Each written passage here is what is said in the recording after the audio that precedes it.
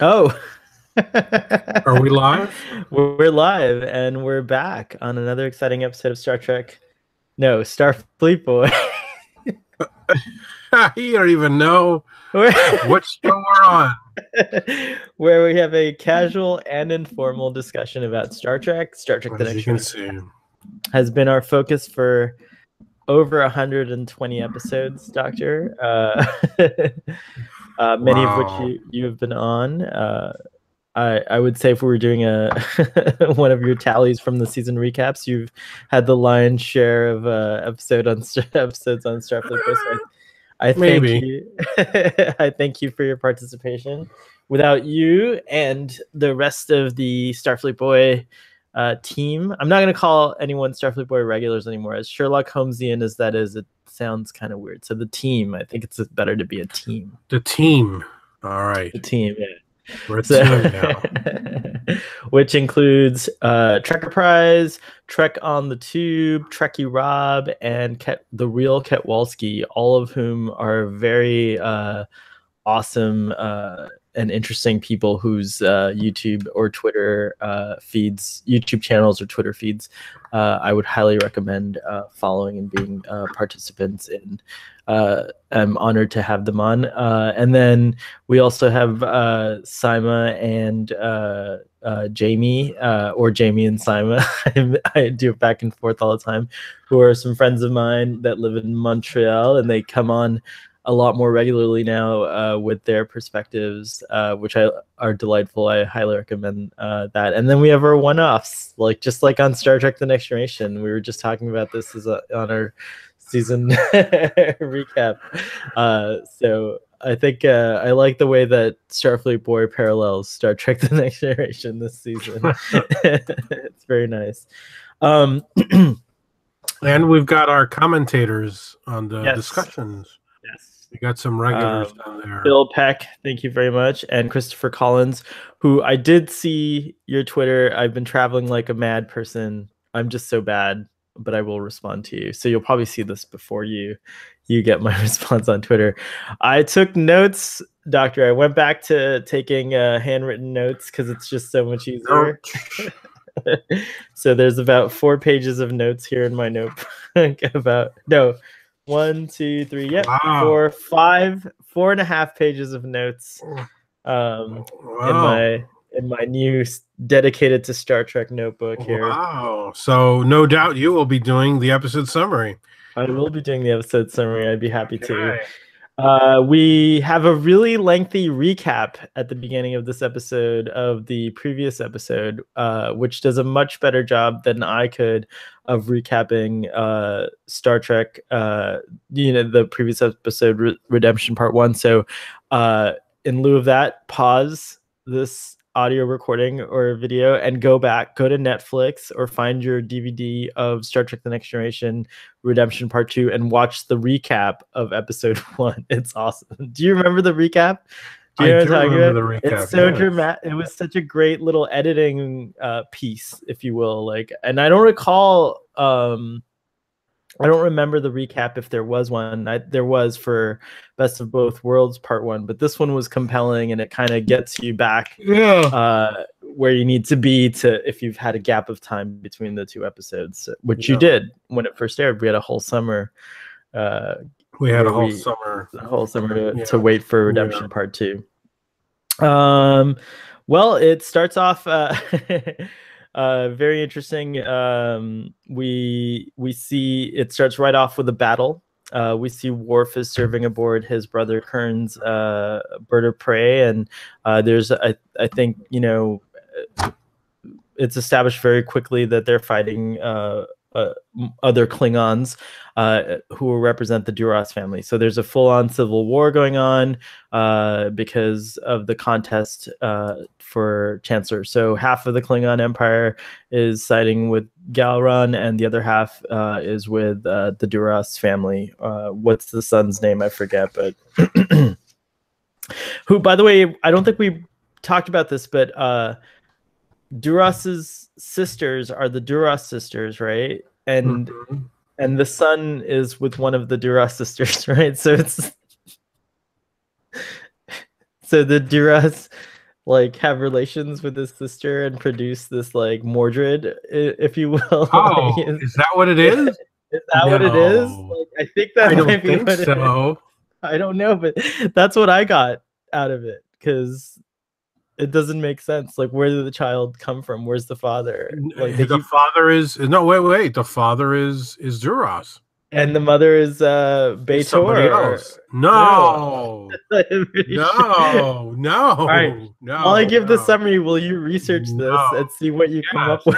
with, Doctor? No, you're forgetting that when the child is presented to the council, the first things that come out of them are like, "Oh, who's his mother? Some harlot from the from the from a whorehouse or something." And there are all these epithets thrown at the kid.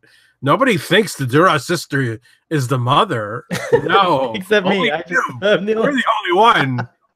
No, it's All right. clearly established that the Duras sisters All are right. I acting don't know where I got the notion as from. aunts to the. No, they're not aunts. They are the sisters of Of that Jura. kid of They're that his, kid. so they're his I mean, aunts. they're his aunts. I'm sorry, they're his aunts. They Yes, are they're his his aunts. aunts. Okay. Yes, Thanks sorry, for they're his clearing that up aunts. because in this episode there's a scene where Worf gets captured and one of the Duras sisters is like laying on top of him being very sexy and the other Duras sister what are they Beitor and I can't remember their names. Lotor or I don't know. We Lator. really need to. I need to write more down clearly than I have Apparently, than I yes. have written. Anyways, in that seduction scene, they're saying that they want Worf to be a father to the child, and that would Right. mean Yeah. marrying one of the sisters. And so I didn't understand. I think that's where I got Well, that's to get confused. him into the family. Right. But that's where I got confused. I thought maybe like I think in that moment I may have thought, "Oh, weird. Is the boy the child of this Duras sister? Oh Like no! is this Wow. Mordred?" Like, I'm so glad we cleared that up. all right. So anyways, we start off with this battle and we get to see the Kern maneuver, which basically he's being pursued by two rival vessels and his ship is being pursued by two rival vessels, and so he gets as close to the coronasphere of the nearby star where they're having this battle, and then goes into a sharp turn and warps, causing a huge like plume of solar matter to rise up from the coronasphere and destroy the pursuing ships. Awesome scene. The special Awesome effects don't hold scene. up after all these years, but the scene is still Yeah. beautifully played, and Tony Todd really gives it his all. Worf objects a couple times, and to Kern, and Kern really puts him in his place because Kern, of course, is the commander of the ship, and even though it's his older brother, he still has to listen to his commander, and so I thought that was well done. And then and there's talking about Shakespearean kind of performances, like in that battle, like Kern really, Tony Todd really gets it going. I mean, there's like spittle on his beard, and like, he's just like he's Yeah. like really, really good performance.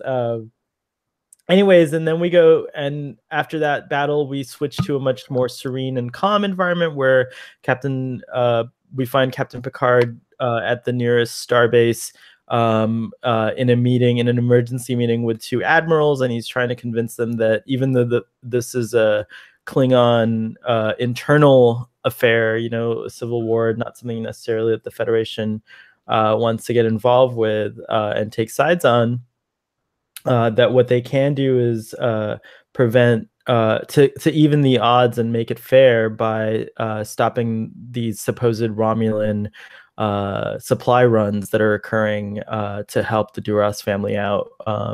So he devises a plan to create a blockade with about 23 ships, and using a tachyon net, hopefully either prevent the Romulans from delivering supplies, so that it's more of a fair fight between Gowron and the Duras sisters, or to catch them in the act, and then the Starfleet can actually like get involved at that point, because then it's not a fair fight, and Romulan intervention means that the Federation needs to even the odds out in the situation. So either way, it's a great plan, and the admirals kind of tentatively go for it. Or in that meeting, they're like, "Yeah, okay, we have to get approval, but pretty much go do your things, assemble your fleet."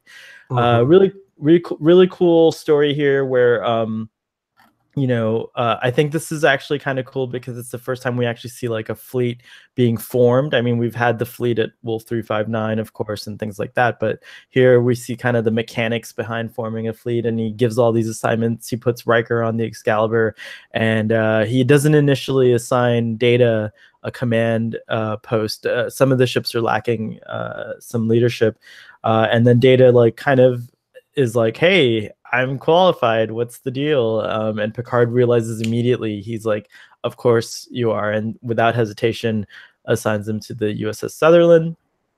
And then we get a nice little story develop there about Data's first command and how he handles a disagreeable first office, a disagreeing first officer. To say the least. Yeah, to say the least. Yeah, we have.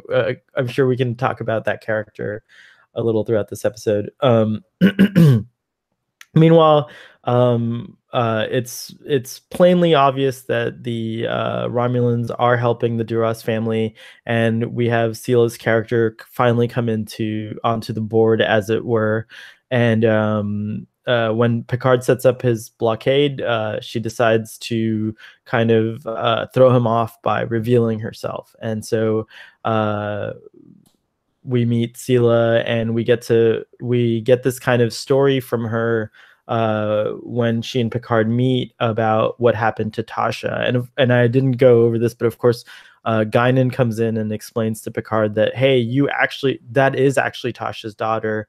It's not a Romulan trick. Tasha went back in time aboard the Enterprise C, and then that this is the result. And so Picard's just kind of mind blown. Well, it's not just that. She says it's like, your fault. It's your fault. It's your fault. Yeah, it's true. Which, well, we'll debate that. Yeah, I take a little issue with that too, but it's interesting. Yeah. It's an interesting thing there. Anyways, so Sila reveals that Tasha did in fact survive, and we find out that it's actually not like, the ending of yesterday's Enterprise.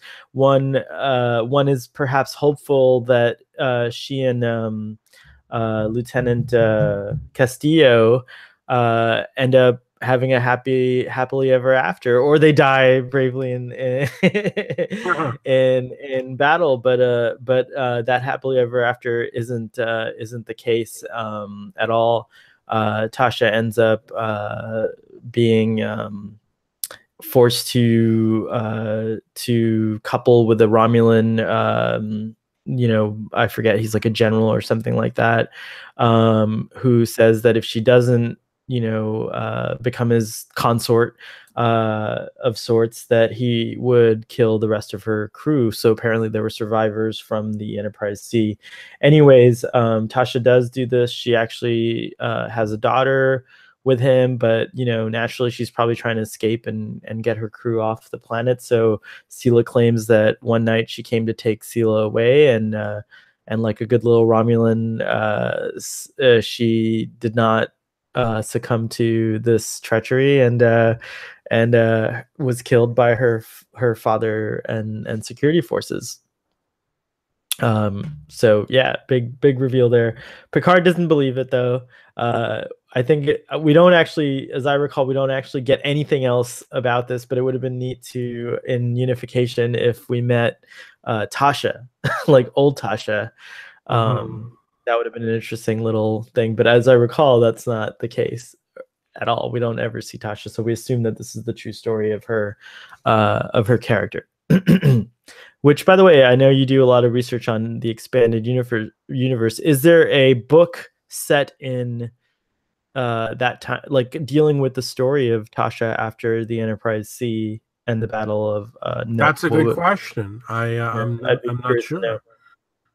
So this exchange occurs, and Picard kind of like sees where he stands with Sela, and kind of dismisses her as a distraction, dismisses the whole exchange as a distraction, and decides to pursue the course as he was going to. Nothing changes. And then we get a cool back and forth between the other plot of the Duras sisters trying to gain favor with Worf, and just more of their treachery with the Romulans. And it looks like the battle is being won by the Duras sisters, by the way, until we go back to the blockade, and Picard sets up a trap, if you will, for Sela, and she evades the trap very cleverly, realizes what he's doing, and decides to go with another operation. But somehow she knows that Data is aboard the Sutherland and targets that ship. Romulan intelligence must be amazing, by the way, because they knew. She targets that ship to deploy a tachyon burst or something like that, like a bombardment of tachyons to confuse the sensor net. And everything's working. The fleet retreats to try to set up a new net further down the line to see if they can catch the Romulans later. But Data, realizing that time is of the essence, begins to use his particular skills to scan through the sensor logs, and realizes that, perhaps there is a way to track the Romulans, and he ends up saving the day when his plan works, but not without a very tense few moments between he and his first officer and the rest of the fleet. Once the Romulans are revealed, the Duras sisters are on their own, and of course they can't survive on their own, so Gowron wins the day. He offers the life of Duras's son to Worf, and Worf decides not to take it, and asks to be reinstated aboard the Enterprise. And Bob's your uncle. That's the end. Very good. Congrats. Your notes do you justice, sir. Lots to talk about on this episode. Yeah. And I want to start off with that comment from Guinan. What are your thoughts on that? She seems almost it's almost like she's there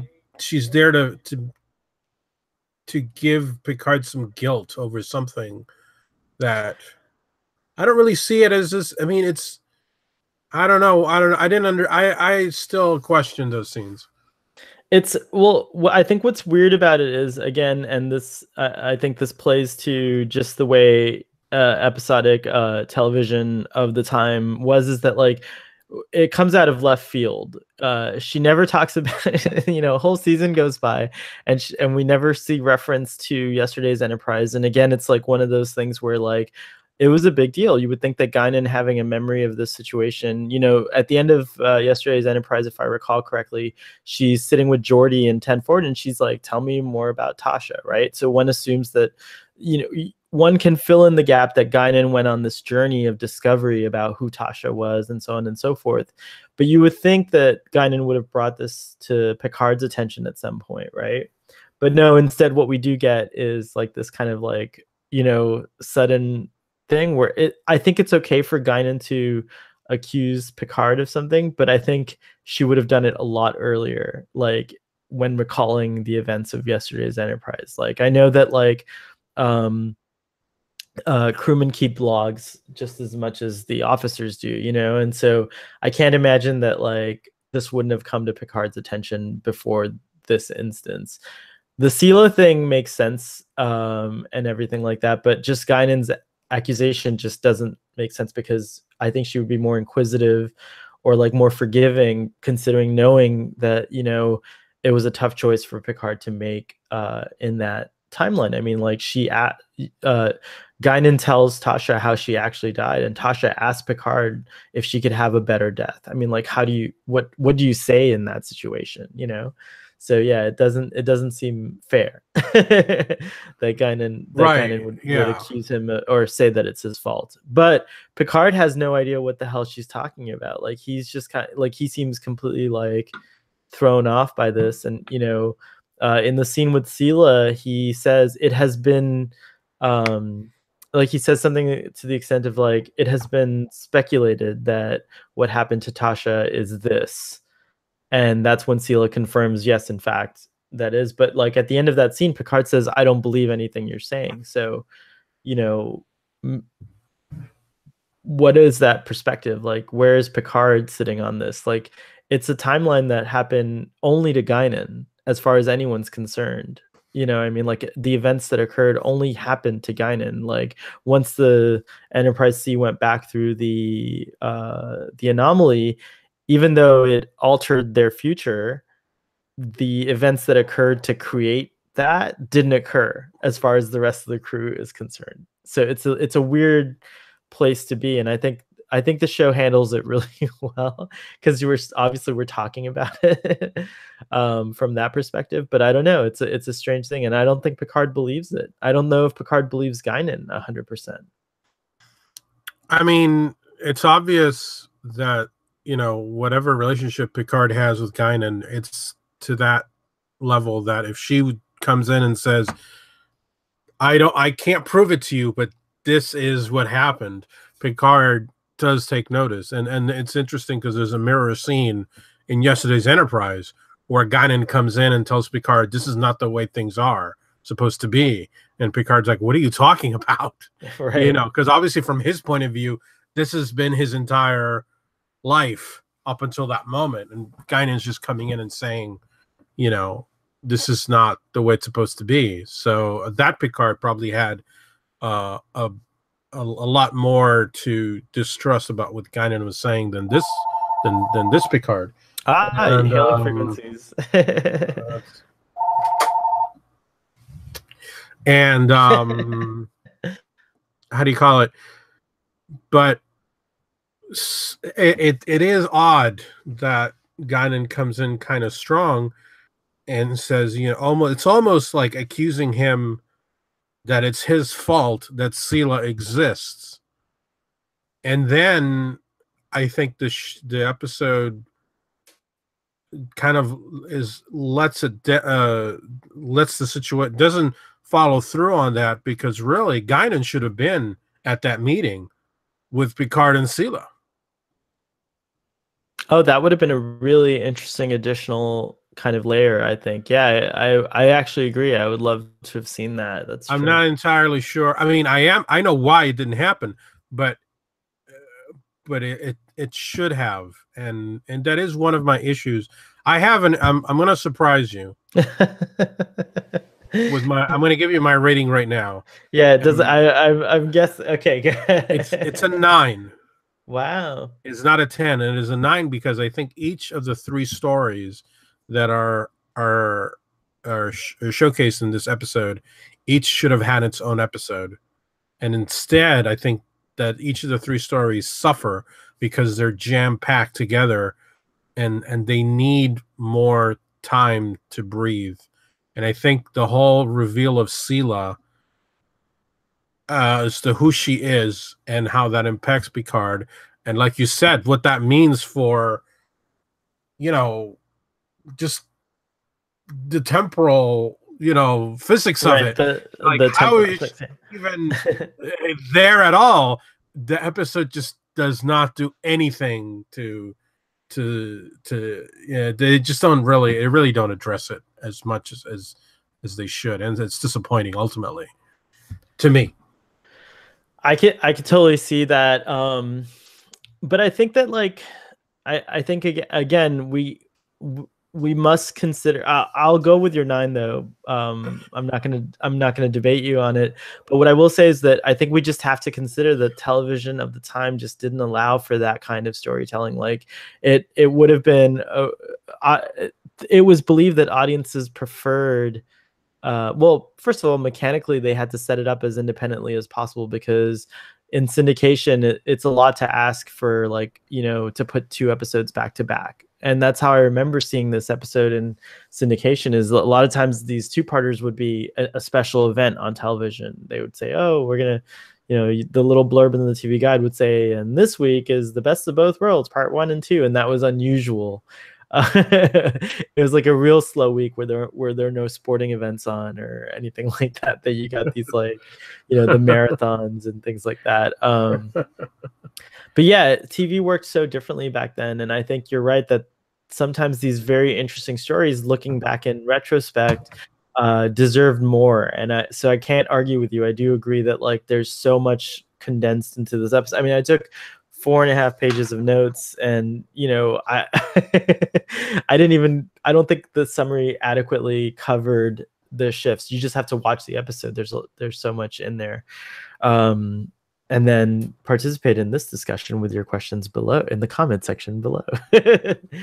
I also thought something that was weird perhaps about this episode was, or that didn't work for me, was that like I would have thought that, I think the Worf Kern relationship is interesting because I think that in many ways Kern was representing like a classic, like there, there's joy in his heart for, even though there's destruction all around him. It's a weird thing, you know what I mean? Mhm. And in this episode, I thought Worf kind of went backwards in his development. Like I think Worf was further along, maybe up until, Hmm. I don't know. I guess, in the previous episode, you have Guinan kind of giving him this like lecture about, or like a, kind of revealing that he doesn't really know what it's like to be a Klingon and he needs to find out. But I just didn't think that like the way that he and Kern interacted in the past, that it kind of fit. There wasn't a lot of brotherliness. I felt like Kern was just teaching Worf how to be a Klingon.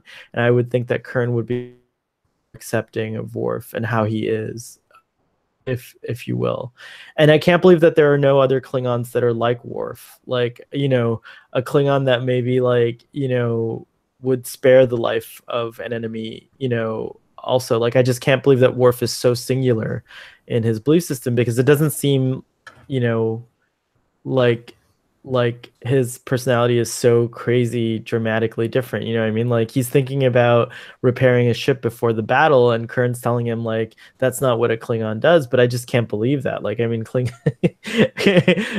or maybe that's why Klingons never win any wars, because they don't like really like take after their ships are not battle ready.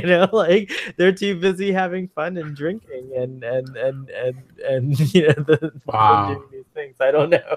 But yeah, so I Wow. thought that was awkward. I thought like the accusations of him not being Klingon don't really fit. And maybe that's just because I know Worf as more of a complete character, like now from the vantage point of this episode, maybe it would have held true at the time, but from my vantage point of knowing Worf throughout this show and DS9, like I think he's the best Klingon, like in many ways.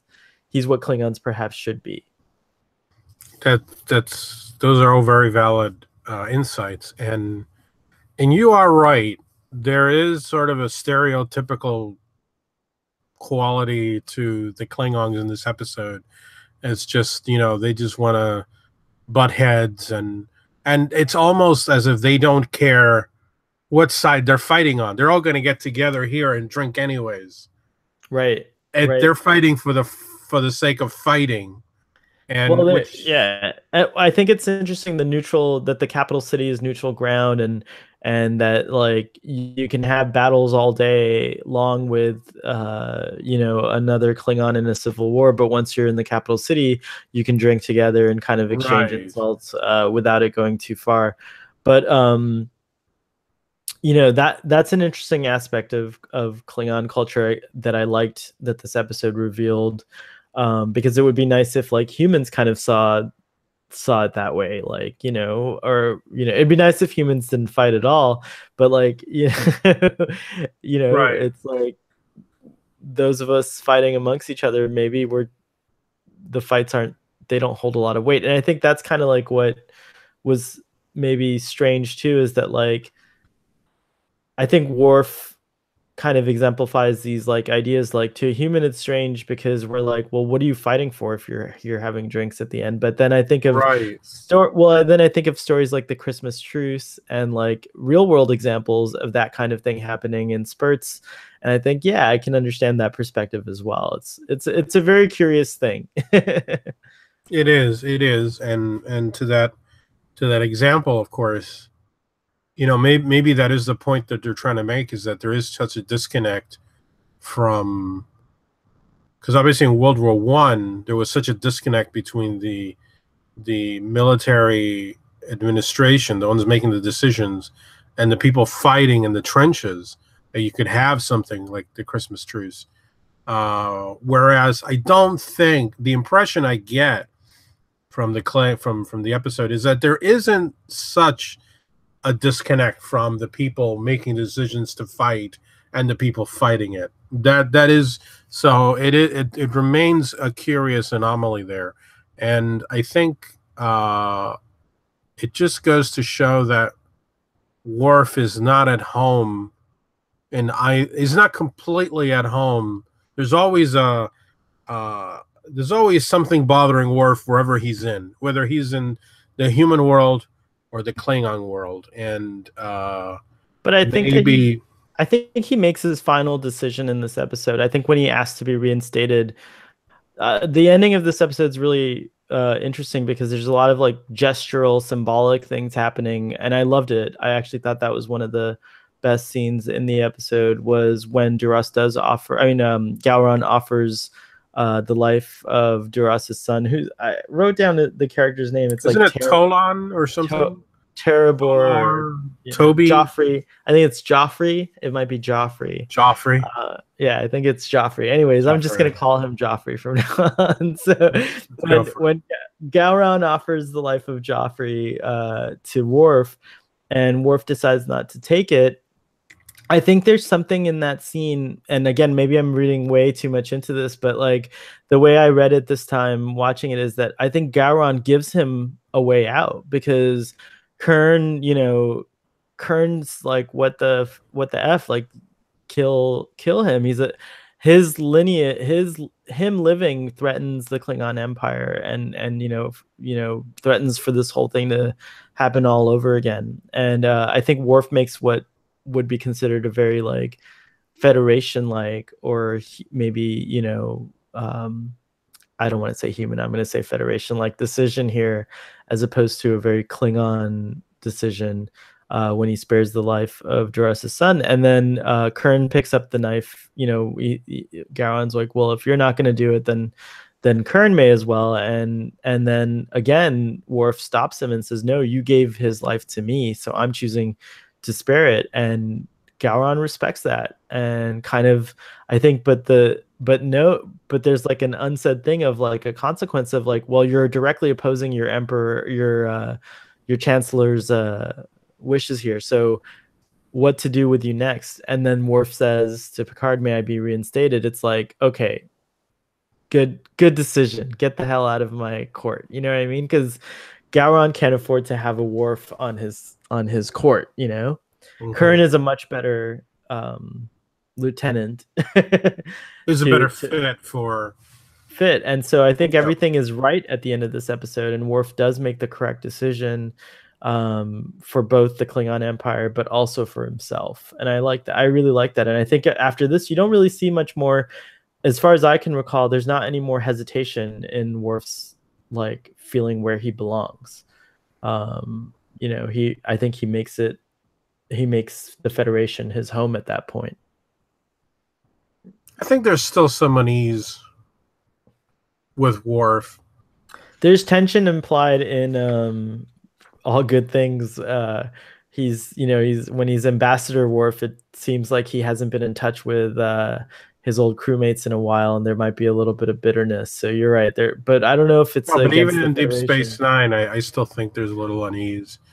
I think he's a character who is perpetually uneasy. No, I'm not saying. I think he is like. I think he is in that sense he is the true echo of Spock. in that he's got a foot in both worlds, but uneasy in both. And it's only time that kind of mellows him out, and he does sort of come to the realization that he will never be one or the other. He is who he is, and he is unique, and will therefore be a unique voice, and will make decisions that maybe either one won't make, either human or Klingon. Yeah, I think that's actually true, but I think it doesn't take away from you can feel those things and still have feel like you're home somewhere. And I don't know, Oh I yeah, just yeah, for sure, I for don't know, but sure. I I don't agree with think you. of Worf from the distant perspective of like his whole character arc. I just think of him as like not struggling as much as he did from season 1 through 4. Like I think it just that struggle diminishes and it's more about relationship type things. Like obviously his relationship with Troy that's going to come up and things like that. So and later with Dax. In fact, yeah, later with Dax, it's more relationship stuff. I think that's where Worf's conflict goes to. um, We shall but see. but we shall see. We shall see. Uh, I think we have to talk right away about the whole situation on the USS Sutherland, the ship that Data is assigned to. Um, I think like that. Well, first of all, there's 20 ships originally in the plan, and they're all, fit to, and ready to go. And then he adds these 3 ships on that they're not ready. He says the dockmaster says they're not ready to launch, but Poor Dockmaster. yeah, but I'm gonna put these ships into play because the more we have for the net, the better our chances of catching the Romulans. And so Data comes aboard the USS Sutherland and he's met by what is his name? Christopher Hobson they're the same rank, lieutenant commander, but by the looks of it, um, I'm trying to understand a little bit about the uniforms and maybe I've gotten lost here, but red is you're on an administrative path, like a command path, and then yellow is like science and it's more like engineering and science, or just engineering, I guess, like technical things, right? Like more of like the operational side of the ship. And then the blue uniforms are science, Well, science. but then Worf is yellow, so it's But he's part of the engineering and security. right. Well, the operations, that's what I'm saying is like one is administrative and command operations, right? Red is administrative and command, then yellow is operations, and then blue is sciences, like pure sciences, like medical, whatever else like that, Sure. like has to do with science aboard the vessel. Right. So you could see that like, Picard gives Data this command, even though Data's kind of on the operational track. So maybe Picard's putting him ahead of Hobson is the implication I get because Hobson's wearing red. So I think Hobson felt probably initially like, hey, I should have gotten command of my own ship where I'm the lieutenant commander. But instead he gives it to his guy, right? So there's that automatic like, you know, Who the hell are you? conflict. Yeah, who the Yeah. hell are you? But then it goes a little deeper, and I think it becomes clear that Hobson's ideas are pretty unexpected for a Starfleet, for a citizen of the Federation and a Starfleet officer. I mean, he kind of like pigeonholes. He uses an example that stood out in my mind and says, "Well, you wouldn't make a Klingon a ship's counselor." Or I forget what the other example he uses there, but like he kind of is like very attached to these stereotypes, and so he's like, why would anyone put I don't think you're as a machine that you're capable of making command decisions or whatever, right? So I think he has a limited view already, and I was surprised by that because one expects Starfleet officers to be a little bit more uh enlightened, I guess. I don't know, but Hmm. what did you think of that? Um, I think that uh, Hobson's, the like you said, that argument he said, well, we wouldn't put a Klingon as a counselor. It could be that he's just a little more. What's the word? I mean, yeah, it is surprising that that he's so outspoken in those ideas of his, but I interpreted it as he is just really opposed to the idea of an artificial intelligence taking command of the ship. He doesn't see Data as really a living thing. It's going back to the measure of a man argument, which is he's just a toaster. Why is a Right. toaster in charge of a ship? A ship needs a human being. It's actually going all the way back to the M5 episode on the original show. You know, where you're going to put a computer in the ultimate. What is it? Is it the ultimate computer, Right. or Or the ultimate. the ultimate something? Going all the way back to that episode is like the idea of a machine in charge of human beings, and I think, and again, that's why I think the episode's a 9, because I think that whole concept needs an entire episode to be explored. I don't think everything is too simplistic in terms of the the way that these two guys spar against each other. And I feel that ultimately Data is, I feel that the the show just really in this episode cements Data as, I think it's a legitimate argument to say, do we want a machine in charge of us? But this episode really just says, well, but Data is not just a machine. He's more than that. And if he's more than a machine, then you can't really have these episodes anymore. Because you know what I'm saying? Because you've basically said, and I think you said it in Measure of a Man already, and that, this is no longer a legitimate argument, because the show seems to be taking the stand that Data is not just a machine. And at this point, I'm getting a little tired of these episodes, because you never see the pendulum go the other way. You never have the suspense of like, well, wait a minute, maybe there is something to this argument. You never see Data make a decision that validates what Hobson is saying. So it's just sort of, I don't know. Right. Maybe the reinforcement is not necessary. That's a good point. The Sutherland also was interesting to me. What is it? A Nova class starship? It's kind of like an update to what the Reliant. The Miranda class. Yeah, exactly. Like the Reliant. It's a similar style to the Reliant. It's got like some kind of frigate. I guess I don't. Trek yards. Yeah, right.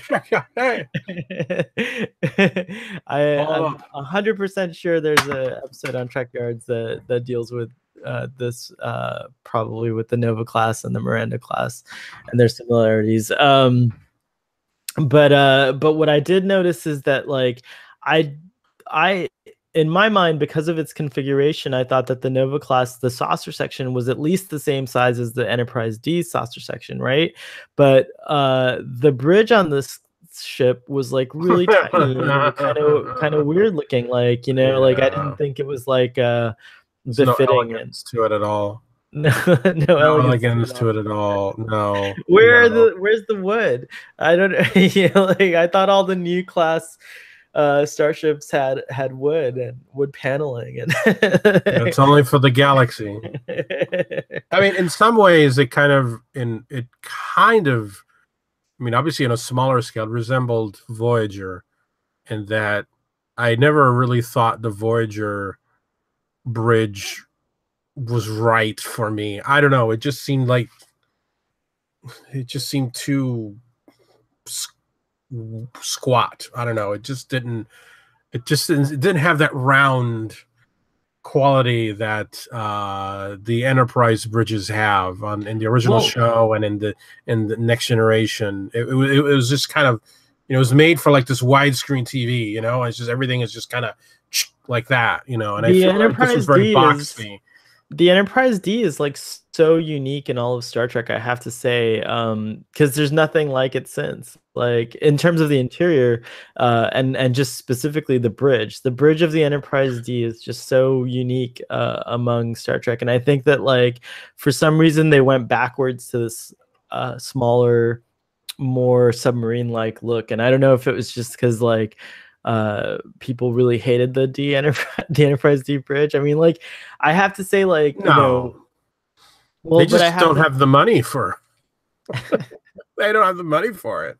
Well, the Discovery's bridge is enormous. I mean, like it's a huge No. bridge, too. So I feel like, I don't know, it's very interesting. I think the bridge design that the D rep had was very unique in all of Star Trek. I love it. Like I think the more and more I think about it is like I would not mind spending a lot of time in a virtual mock-up of the Enterprise D. I think to me it feels like home, obviously, because I spent 7 seasons of my life aboard imagining that I was aboard the Enterprise D, and it was in those very young and impressionable years. So it does feel like home to me. But yeah. So, anyways, I just thought it was weird that the Sutherland's bridge was so small, even though the configuration of the Sutherland gave the impression that it's at least as big or as wide as the saucer section on the Enterprise D. The Excalibur, which is the ship that Riker was on, was the same class as the Enterprise C, and I can't remember what that class starship is off the top of my head. Let's see, Enterprise C. Says a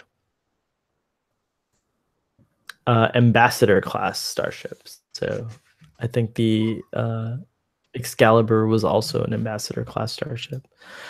I thought that was interesting. I wish we had seen Riker commanding the Excalibur. We only hear him in the episode. Right.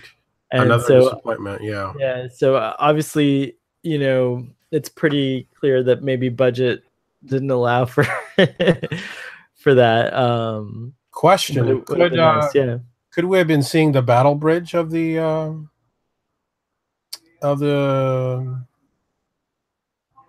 Shelby? Is it the Shelby or the ship Data was on? Oh, the Sutherland. I don't know. Could we have been on the battle bridge instead? Hey, Maybe the bridge wasn't ready, because remember, these ships were not ready. They were sent out. The dockmaster was irate with Picard over this. I buy it. Could it be the battle bridge? That's a nice Trek explanation there. So I totally buy that. I'll give the show that was good. But I just want to say though that like the battle bridge thing is kind of weird also because we never really see it again being used, like especially for this situation and all future battles. Like they don't have the time to take the turbo lift down to the battle bridge every time there's a battle. It's like, why do you need a battle bridge? Just like... Okay, here's our regular. Why does the TARDIS have a secondary console room? I don't know. Why does it have a? I have no. Why can't the primary bridge be where the battle occurs? Just like in. Supposedly, there's a battle bridge on the A, right? If I'm not mistaken, that was something that they retconned into the schematics of the Enterprise I believe so. I think so, if I'm not mistaken. Yeah. I mean, it is funny to me that the engineers chose to design a ship to make it to have a bridge in the most vulnerable place you could possibly put it, but then have a battle bridge in like the most secure place and let that be the backup. When the bridge could just be anywhere on the ship. I mean, like it doesn't need the bridge. It is true. It could be anywhere on the ship, and I think even the Trek Yards people say that really there's no, it's purely it's just traditional, I think they should never have introduced the idea of a battle bridge and just kind of established that the Federation was so secure in their technology that the bridge is the most fortified. Like the ship could get totally destroyed, but the bridge would somehow be able to survive. But then you're saying that the primary reason that they're going out into space is military. Oh, maybe it's true. I mean, see, when you put the bridge right there, at the apex of the ship, you're saying, we are here to We come in greet you. peace. We come in peace. It's We are true. here to explore. Good So, point. Good point. Very nice. but going back to the argument with this guy, I think if they had done a whole episode with just Data on the ship, this guy was basically questioning Data. Does he have the right to command me and the crew? And if you just take out the AI part, if you just make it a sort of a thing of if you just go for the minorities metaphor, where there's many situations in militaries where going back in history, people didn't want blacks in the military. They didn't want Asians in the military. They didn't want women in combat situations. They don't want gays in the military. They don't want transvestite, not transgender in the military. And that's a very, it's a very potent. That's ripe from drama there. And I think this episode could have been that episode where it's like, sort of, because you said he does seem to sound a bit backwards in his thinking. Which you're right. If they had explored it over the course of a whole episode, that whole theme or that idea, Right. it could have felt more. It could have done more justice to that argument, To that argument, or highlighted that with more weight. Whereas now here it just comes off as a little bit like, maybe perhaps lecturing, like almost like, Hobson becomes like a cartoon villain, if you will, or a cartoon. Yes. Yes. So it's very simplistic. And then and then he realizes the error of his ways so easily, and right. Again, within 15 minutes, he's a different character. It's true. It's sort of simplistic and it Still, I think for 1991, it was a really like edgy thing to bring up, though. I think because I don't know, if that kind of thing had been presented, and so I think maybe it served its purpose for the time. So that would have been, that's the only kind of like concession I can give it. What did you think of the scene where Gowron basically, is answering that challenge when things are kind of going south for him? One of his commanders comes forth and says, "Oh, maybe they have better leadership on the Duras side, and maybe it's time for new leadership," and challenges Gowron.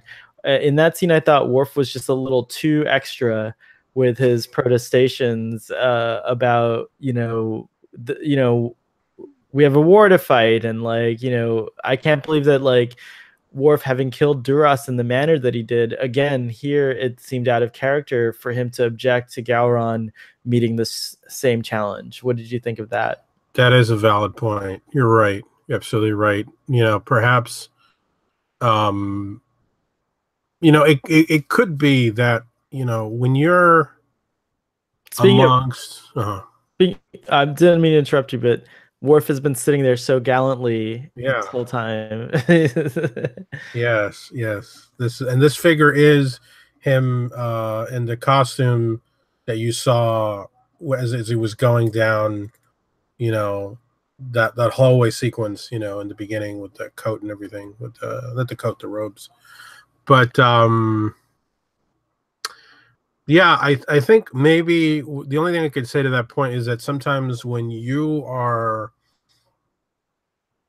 the minority in a group, certain traits of that culture that you are maybe are heightened when you're amongst others that are not like you, because you're sort of like representing. But then when you go in with others like you, and there are lots of things about them that you're kind of, yeah, I'm not quite like them. Then you sort of go the other way. Are you talking about like when you visit cousins that live in like distant lands and they're like, for example, if you go to Canada and you... Yeah, those Canadian cousins. It's so different up there. It's so It's different. so Life is so different. different. Yeah, yeah. Okay. I guess I can see that a little bit, but I still think that like Worf, I just think it's odd that like that would be his reaction. I really do. And You're right. It is I think weird. the scene would have been cool played either way. I think it would have been cooler actually if Worf just kind of stood in the background and we gave that whole scene to Gowron, like if it had nothing to do with With Worf. And just, Worf. yeah, and just You're Gowron right. like, you know, You're putting right. down this opponent and then saying that beautiful line afterwards where he goes, "And now the war can continue." You know, it's Right. like, Yeah, exactly.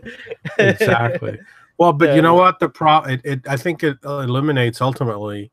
God, I think I might bring this down to an 8. It might. oh no. It eliminates one of the major issues I have with this episode, and that is that Worf, after the first part where it was all about Worf, and now you get to the second part, and suddenly it's not all about Worf.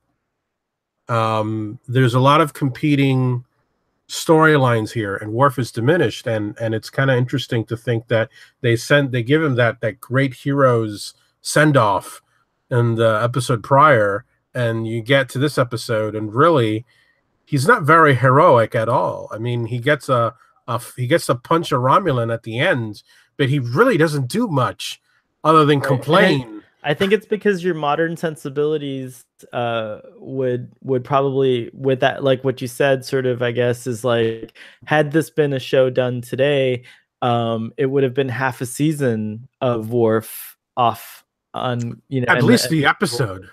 and the twist might have actually ended up being that Worf becomes the chancellor of the Klingon Empire. Like that might have actually been like the twist that like was satisfactory or would have satisfied him leaving the Enterprise. And like, so that would have been an interesting thing. But obviously, again, the show is Enterprise focused, so he has to, in order for Worf to stay on Star Trek, he has to come home to the Enterprise. And so, well, I don't debate like, that, but it could have been more centered on Worf. But it seems like they really didn't have much for Worf to do. Worf is, that great opening, that wonderful opening, which is really the only thing we get of the Civil War.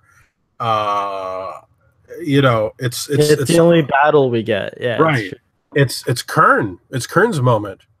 It's not even, as Worf is kind of debate, like, are you sure? Like, what are you doing? It's all about Kern. And then, like you said, Gowron is the one who owns that moment later on with that guy who disputes his authority. And then Worf is basically, they bong him on the head and he gets dragged to the Duras sisters and he punches a Romulan at the end. I mean, it almost undercuts the buildup of Worf in the second, from the first episode. So right. Worf, I don't think comes off very well, ironically, in the episode at all. I think it's because he's really the Worf story here kind of doesn't go. It just doesn't. You're right. He doesn't have that kind of heroic thing that you expected. But I almost kind of, just throwing in another perspective out there, but like I almost kind of like that because I think that like, again, this is like a thing that like, maybe this is why Worf realizes, okay, like I'm not a Klingon. Right. I am a Klingon biologically, but inside culturally. of me, culturally I'm something else. And then right. So I think that, but again, there's nothing really clear and overt about it, and that's okay. But I guess that's the implication, with him coming home to the Enterprise in that manner. And it is interesting that he is like a vehicle for us to see the different sides of the war and kind of like what's going on, because you start off with Worf, kind of through Worf we see Kern's story, like we see a battle, we see like Klingon, and then the perspective of Klingons on like just the regular Klingon soldiers, like it's not so much focused on the High Council. Then you have Worf in the Gowron scene, kind of showing what's going on at that level, and then he gets kidnapped, and then you see what's happening on the other side. So through Worf, we get to see like the whole, kind of stage, if you will. It's a good observation. Yeah, you're right. So, speaking of not meeting up to their kind of heroic things, you have this like the reveal of Sela in the previous episode, and then in this episode, she's interesting, and she goes head to head with Picard, and she doesn't fall for his trap and all that, and it's all fun to see her kind of commanding and stuff like that. But also, I thought like the way that it was set up in the episode with Geordi, I thought there was going to be much more. Like in this episode, you get the impression that yes, the Romulans are helping the Duras sisters here, and the ultimate play is to unbalance the power in the quadrant. Like if the Duras sisters win the Empire, then they'll team up with the Romulans, and now the Federation will be under major threat from two forces rather than just from one formidable force. But that's the part that I feel like didn't get fleshed out as much. Like you definitely got the impression that the Romulans were interested in helping the Klingons, but they weren't very committed to it. Like the scale just didn't fit the kind of like plan, if you will, or the treachery that was occurring. Like it didn't seem like, okay, great, you set up a tachyon field net with 23 ships, right? But like that can't possibly cover the border of Klingon and Romulan space like in its entirety. You know what I mean? Like you're kind of like narrowing it down to the most direct supply routes, right? But like I would think that the Romulan fleet was vast enough to like deploy a much larger scale, supply effort to the Klingons than just that. And well, is it? I don't. Well, that's what I'm saying is I don't know. I guess it's not. But ultimately, like I guess to me, like Sela didn't really end up doing anything to hurt Picard. Like just there wasn't that like type of moment of like, yes, we won the day or won the battle, but we had a loss. Right, and I think that would have been a nice touch to introducing Sela and kind of solidifying her as an opponent and someone to think about in future episodes. You know what I mean? And like wonder what she's up to. And I don't think I do. I'm left with like, that's cool. It explains Tasha's story. Like, it's interesting that there's this Romulan human hybrid out there who's in a command position. And, obviously the Romulans are using her to some extent to play Picard, but she has her own command abilities. But then again, like, as is the nature of episodic television, we don't get enough of this to like really kind of be satisfying. You're right. And, the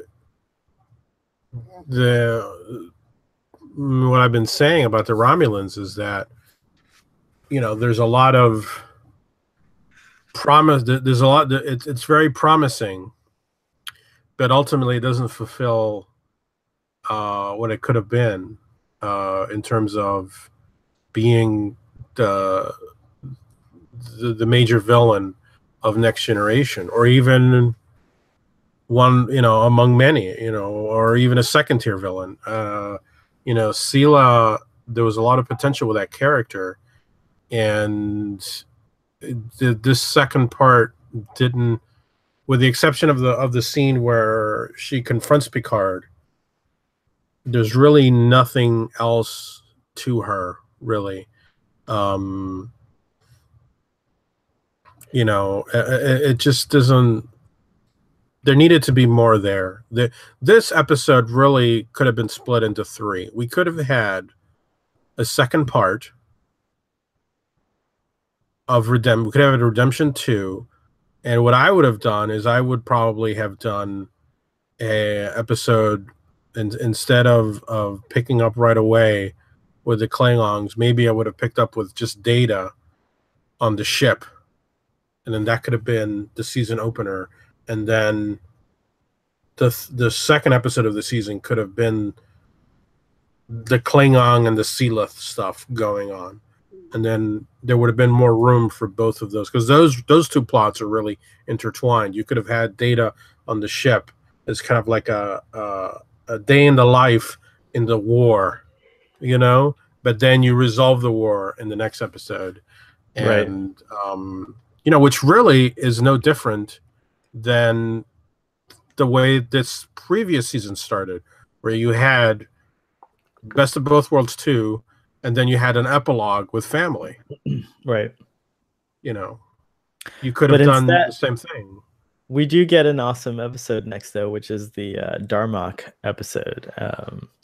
Very excited to talk about that one. That's going to be a very interesting discussion, I can tell you. Indeed One it way or the will. other. One way or another, I'm Another. gonna find you. I'm gonna get you, get you, get you, get you. Do you have anything else, or is it time to go to the book? Let us go to the book once again. The companion, Larry Nemecek. the great one himself. And in this, he states,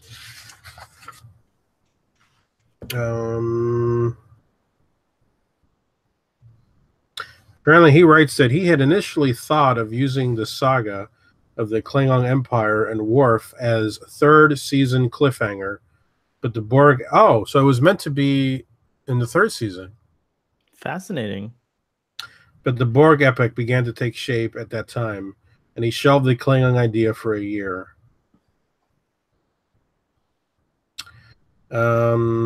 He says the part one is a Shakespearean-style royal drama, I Claudius-style intrigue of the highest level.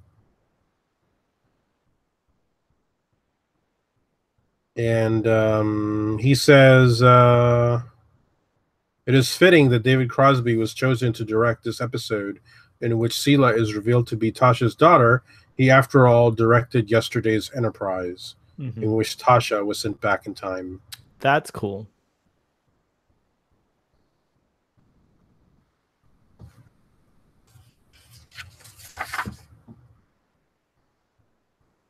Practically all of the staff's stockpiled ship designs make an appearance here in the Starfleet Armada, including the Nebula-class Sutherland, Data's command, previously seen as the Phoenix in The Wounded. Wrecker's command is the Excalibur is of the Ambassador class, which is like the Enterprise C and the USS Tannerman. Tianmen. Oh, I'm sorry, Tianmen. Sorry, Tianmen, which commemorates the central Beijing square that was the scene of a bloody, shiny Chinese populist uprising in 1989.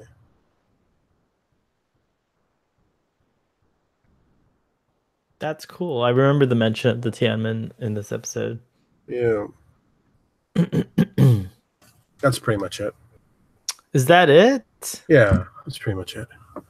People have to buy the book, man. I'm not going to give just a teaser. Just that's all we do. We don't want to undercut. We don't want to undercut his profits and people. So I guess it comes time to give our complete ratings. Like, we've already heard your rating was a 9, and then you threatened to lower it. Do you still feel that way, or are you gonna? I did threaten to lower it. You know, I have to admit, I think I give it a. I think I am going to lower it. I'm going to go to. I'm going to go to an 8.5. Wow. So part of my rating is, it's really tough because I know you like me to go first usually, so you can tell if I'm lying or not. So thanks for going first and trusting me on this. But when I saw the previous episode, I had a 10 in my mind for this episode too. I just assumed it was a 10. And after this discussion, I'm going to have to say that it does have to go down to 9. I'm not going to go as low as you. Well, I kind of go for a 9, but you convinced me to go lower. I know I did. It's so devious. But no, I think, I think, to be fair, like, it probably, yes, I'm gonna have to agree with you and go down to an 8.5 because yeah, the episode doesn't hold up as much as I thought it would, or how I remembered it. Now, again, back then I was never a huge fan of the Klingons. I became a Klingon lover more on Deep Space Nine, but here, in retro, watching it now with the nostalgia lens, I did enjoy seeing. I do appreciate the Klingons in a way I never used to, especially since they've been ruined a little bit by Star Trek Discovery. There we go. Just a little bit, not too much, but just a little bit. Because they have redeeming qualities too. But it just doesn't. And just to say, this episode, because I feel like we've been very negative on the episode. It is a good episode. It Yeah. just it has a lot of good elements in it. I think our main criticism is that all of the elements don't breathe as Yeah. much as they could have, and that's the disappointment. Like I said, I mean, there's a lot to like in the episode. Obviously, I mean, the opening, which you talked about. Picard is obviously great in this episode when he's confronted with Sela when he first sees her on the screen. Yeah, it's true. I mean, come on. There's a lot more subtlety in the performances, and the camera kind of lingers on characters more this season, I think. And like, I think this season kind of like really, season 4, we didn't talk about this in our recap, but one thing I have to say about season 4 is that, like, I would call it the bridge season from like what the Gene Roddenberry Star Trek: The Next Generation was to like the post Gene Roddenberry or just post Gene Roddenberry Star Trek in general. And I think that in this episode, it's by this time the camera's already fallen in love with all the characters. It knows how to film them. It knows how, what I mean by the camera is like the wonderful people behind it, but right. There's a comfort there, and I think it's cool because there is there are a couple of shots in this episode where they linger on a character's expression a little more and things like that. And I do think that that's something that that is very evident with Patrick Stewart, and he's good at it. yeah, for sure. And but yeah, there is good in this episode. I think we sounded very downbeat. But hey, but an 8.5 is a high rating. So it is, but I feel like the tone of our discussion is kind of like. Well, it's because I think that I mean, when one is disappointed, when one is disappointed, and it's just there's nothing else you can do about it. Like, you're gonna have a tone, Right. I don't want to scare any. I don't want to make it sound like we don't like it. We do. We just feel that it could have been so much more. I would love to know what the audience thinks, as always. So please feel free to leave your comments below, or send us an email, or interact with us on our Instagram account. By the way, Doctor, we are 9 followers away on our Instagram account from having 1,000 followers. Isn't that something? Wow. Yeah, and I was very surprised about this, but the most popular post on the Starfleet Boy Instagram is one. It's an artist who's on DeviantArt did this really interesting image of the Voyager emerging from clouds in the upper atmosphere of some planet, possibly Earth. And this is the picture right there. And it got popular. That one. It has 826 likes on it, which is outstanding. I can't believe that. So, no, really. What do you think? In the TNG era, is the most beautiful outside of the Enterprise D&E. What is your favorite design? Just curious of the modern era, the TNG era starships. Oh, can you even think of that? You did a very Shatner reaction to that with the I have to admit, I'm very partial to the Romulan The the Deuteretics, the one we yeah, saw in this episode. yeah. I think it's just such a beautiful design. There's an aesthetic to it that's And just menacing. menacing but beautiful. Yeah. I Um, think the Romulan designs and kind very of, not human, you know. yeah. I think the Romulan Very, designs kind of go in a weird direction beyond this because, like, well, no, I should say they stay consistent throughout the series and DS9, but the Nemesis treatment, I wasn't too sure about the updates to the designs in Nemesis. I don't know what you thought about those, but I think the problem with the Romulans is that there just is not. There's always, I think there's always a feeling that they need to reinvent the wheel with the Romulans. No one's ever happy with the way the Romulans look, or sound, or what their ships look like, and because obviously, you know, the original series looks very different. I mean, you know, if you look at the Klingons, there's sort of a consistency. why is there no argument, or why do people not get upset about the Romulan redesigns, but they but, I don't but we know. but we get upset about the Klingon redesign in Star Trek Discovery? That's a question. There is you know what? There's a Romulan problem. And we're going to have a special discussion, or maybe it'll be The in season. Romulan, the title, The Romulan the problem? Romulan problem. What is the Romulan problem? I don't feel you've hit the nerve right there. I don't think fans are as vested in Romulans as they are in Klingons, and I think there's a number of reasons for that. It'd be a very good discussion to have. All right, so I think that wraps up this exciting episode of Starfleet Boy. I thank you for being aboard for this, Doctor, and I thank you, audience, for tuning in.